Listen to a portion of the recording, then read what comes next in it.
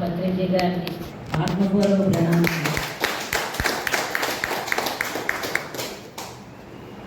2012 నుంచి ధ్యానం చేసుకుంటున్నానే కానీ గురువు గారు షేక్ హ్యాండ్ కూడా తీసుకోవాలనే బాధ మాత్రం ఉన్నది. అయితే 2019 అక్టోబర్ 6వ తారీఖు వచ్చారు కింద హాల్ పిరమిడ్ ఓపెనింగ్ రోజు.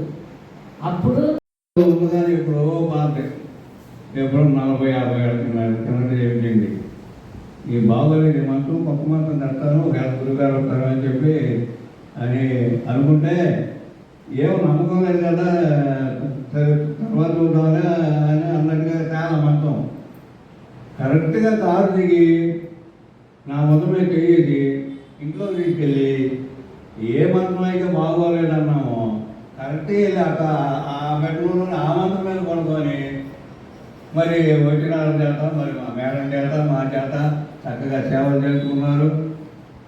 మరి అదొక అనుభవం.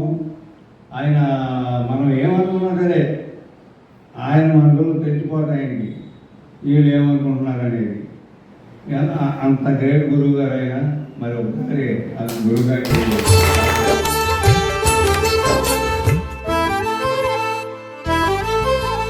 आत्मविद्या जय जय हो, ब्रह्म विद्या जय जय हो, आत्मविद्या जय जय हो, ब्रह्म विद्या जय जय हो.